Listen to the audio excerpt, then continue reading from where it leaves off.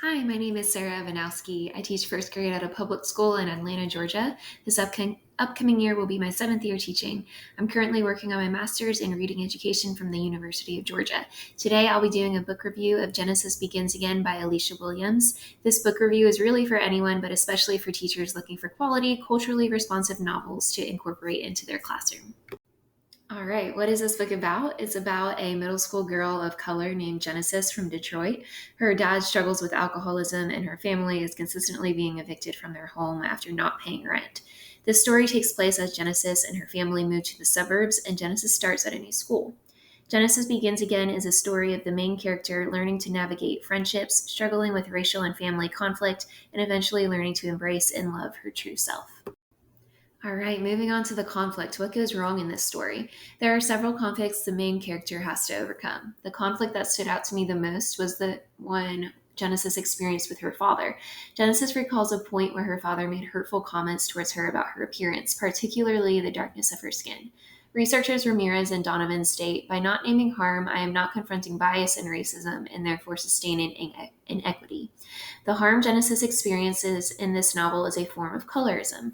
Her dad is viewing her as inferior because of her skin tone, and Genesis internalizes this. She does everything she can to make her skin lighter, dousing herself in lemon juice, exfoliating, and applying lightening cream. While there are very intense and real conflicts in this story, there are also powerful resolutions. Authors Johnson and Mathis explain Frere makes it clear that we should also be looking for reconstruction, for the ways in which texts position characters as resistant to existing stereotypes and representations in order to develop counter narratives, and to offer new possibilities for how to position ourselves in the world. This novel does just that when Genesis finds healing through an honest conversation she has with her dad, but also through other outlets. She connects with a Black teacher, Mrs. Hill, who introduces her to Black artists like Ella Fitzgerald. She also develops strong friendships that help her navigate life's challenges. Genesis finds a love for music and even performs in her school talent show, showing just how much her confidence has grown.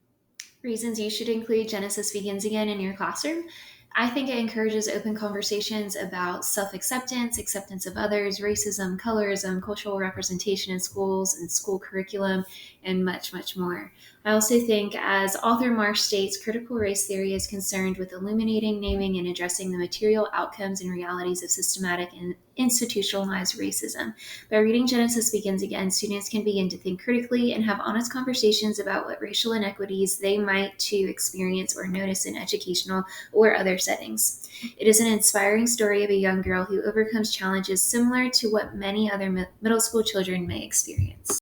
Overall, I give the novel 5 stars and would highly recommend you include it in your classroom soon.